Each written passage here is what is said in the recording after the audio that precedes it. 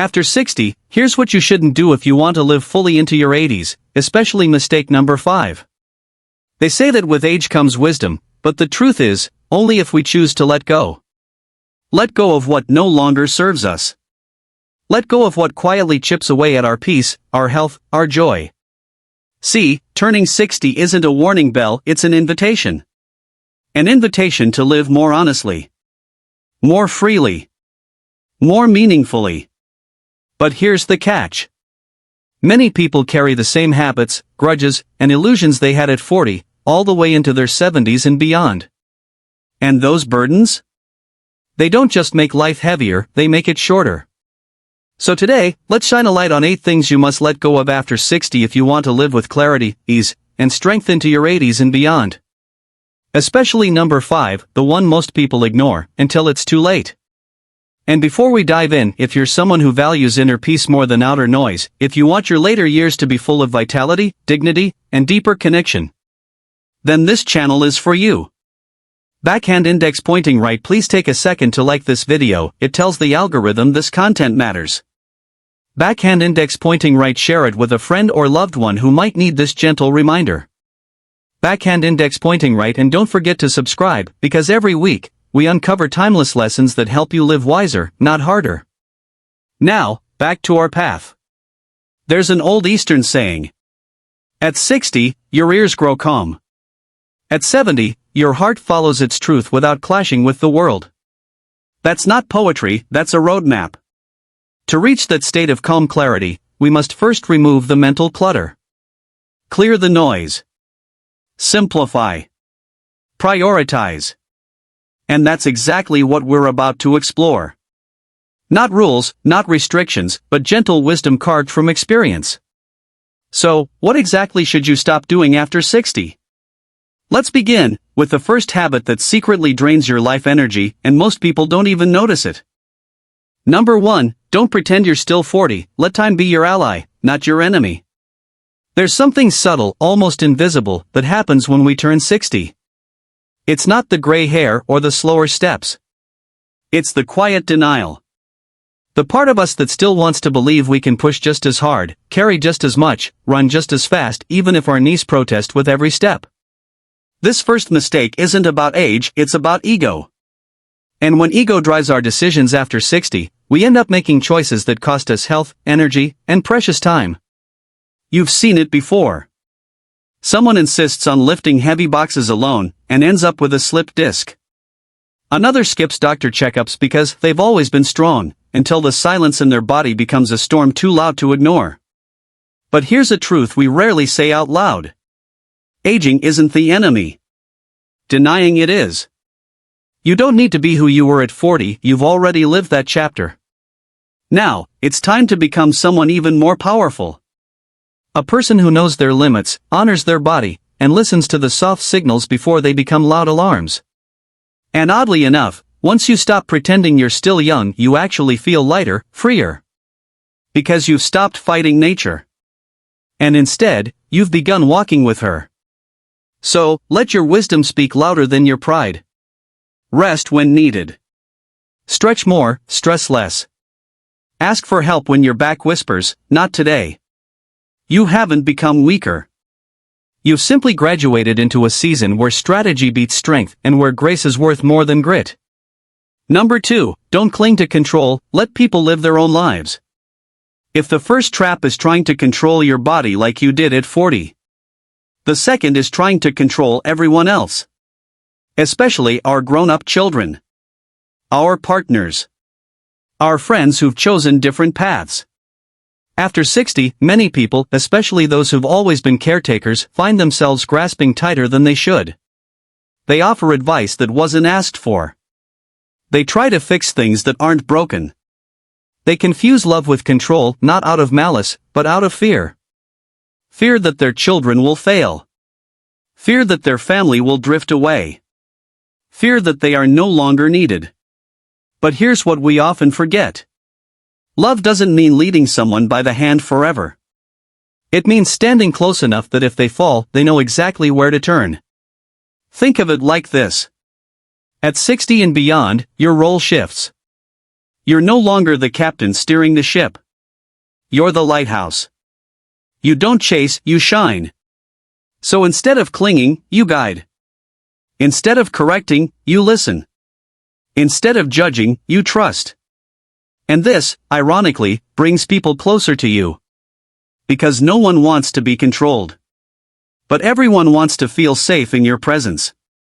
Let the younger generation stumble a little. Let them fall, rise, and learn.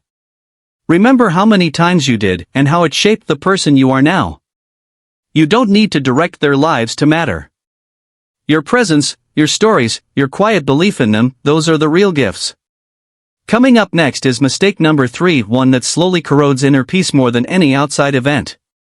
And it's something most people carry for decades without realizing. If this resonates with you so far, now's a great time to hit that like button. It helps this video reach others who may need these gentle reminders too. And if you haven't already, click subscribe so you never miss the wisdom we uncover each week. Now, let's keep going, because the next lesson could be the one that finally sets your heart free. Number 3, don't let clutter rule your space. It's not just your home that gets crowded. We often think of clutter as a messy drawer, a garage packed to the ceiling, or a closet full of clothes we no longer wear. But after 60, clutter becomes something deeper. It's not just physical. It's emotional. It's mental. It's spiritual. Every object you hold on to that no longer brings you joy. Every photo that carries pain more than memory. Every outdated belief you cling to because that's how it's always been. All of it adds invisible weight. And when we age, that weight gets harder to carry. Your space, believe it or not, mirrors your state of mind. A crowded home often reflects a crowded heart. So if you walk into your living room and feel overwhelmed, not comforted, it may be time to ask, what am I really holding on to? Letting go of clutter isn't about minimalism. It's about breathing again. It's about making room for new stories, new energy, new peace. Clear the table. Donate the things you haven't used in years. Let the light in. Because the less you own, the more clearly you see what truly owns your heart. And here's the secret. Once your space feels lighter, you begin to feel lighter too. Not just in body, but in spirit. You don't need more to feel full. You need less, but meaningful. So take a slow, intentional walk through your space this week. And ask, does this still serve the person I've become? Number 4, don't numb the silence, learn to listen to it instead. For decades, most of us lived inside a whirlwind. We raised families. Built careers. Chased after goals. There was always something or someone demanding our attention. But after 60, something strange happens. The noise begins to fade. The house grows quieter. The phone doesn't ring as much. The calendar isn't packed like it used to be. And for many, that silence feels terrifying. So we fill it. We turn on the TV all day. We scroll for hours. We talk just to avoid the stillness. We stay busy, not because there's something to do, but because we're afraid of what we'll feel if we stop. But here's the paradox. Silence isn't empty. It's full of everything we've been avoiding. The grief we never processed. The dreams we buried under responsibility. The questions we never had time to ask. The parts of ourselves we forgot. Yet within that silence lies the most precious gift. Clarity. Only in silence can you finally hear your own voice. Not your parents' expectations, not society's noise, not your past regrets. Yours. And when you learn to sit with it, really sit with it, something soft and sacred awakens inside. You begin to remember who you were before the world told you who to be. So don't fear the quiet. Welcome it like an old friend returning home. Give it space at your table. Let it speak. And in return, it will give you something the busy world never could. Yourself. Up next is number 5, the most common mistake, and also the most heartbreaking. It's the one thing that robs countless elders of true happiness, without them even realizing. If this message stirred something in you, even just a little, please take a moment to like this video. Your support helps this channel reach those who need it most. And if you haven't already, hit subscribe so these weekly reflections can find their way to you right when you need them most. Now, let's move forward into the part of the journey that many fear to face. But that could also unlock the greatest freedom of all. Number 5, don't lose yourself in loneliness, but don't fear it either. There comes a moment, sometimes slowly, sometimes all at once, when we look around and realize that the world we once knew has changed. Friends move away. Some pass on. Children grow up and build lives of their own. And the house, once filled with noise and footsteps and conversation, becomes still. It's in that stillness that many people over 60 fall into the deepest trap. Mistaking solitude for emptiness. Or worse, mistaking it for failure. They begin to think, maybe I did something wrong. Maybe I'm no longer needed. Maybe this is what being forgotten feels like. But here's what rarely gets said. Loneliness is not a verdict. It's a mirror. And sometimes, that mirror shows us the parts of ourselves we haven't tended to in decades. The books we never wrote. The songs we silenced. The gardens we dreamed of. The quiet desires buried under years of caring for everyone else. Yes, being alone can ache.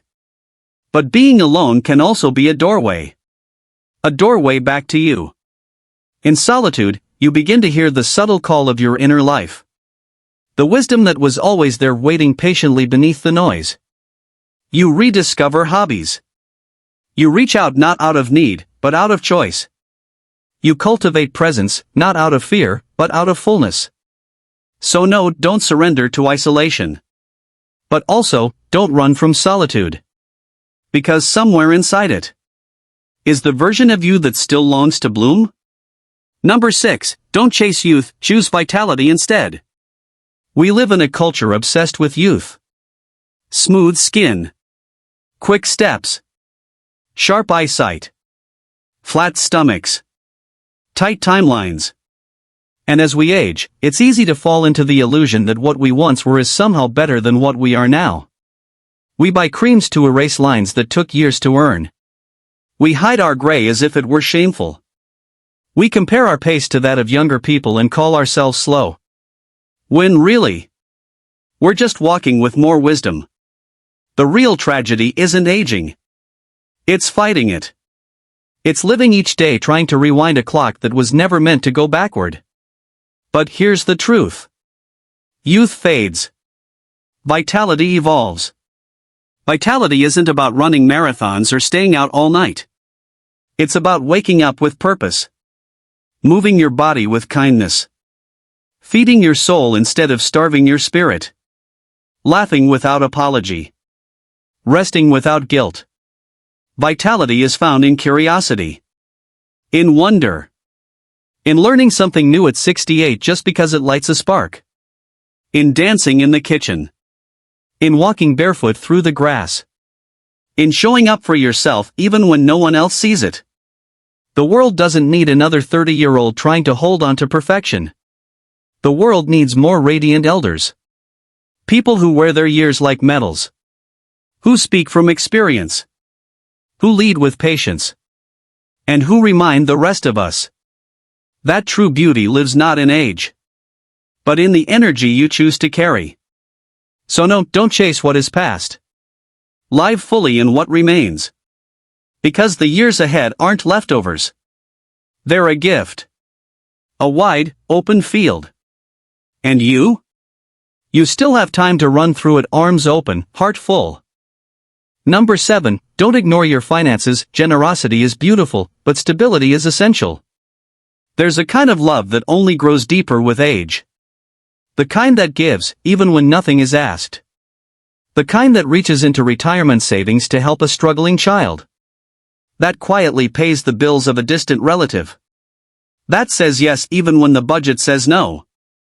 And while generosity is noble, it should never come at the cost of your own stability. Many people over 60 carry an invisible burden. The belief that their worth is tied to how much they give, how much they provide, how little they need. But here's the truth no one wants to say out loud. You can't pour from an empty cup. Not in love. Not in money. Not in life. Your retirement, your savings, your healthcare, they're not selfish priorities. They're your foundation. Because financial stress doesn't just affect your wallet. It weighs on your heart, your sleep, your relationships. So take a step back. Review your expenses. Ask for help if managing money has become overwhelming. Say no with kindness, not out of bitterness, but out of boundaries. And most importantly, remember. You've spent a lifetime earning, sacrificing, providing. Now is the time to protect what you've built.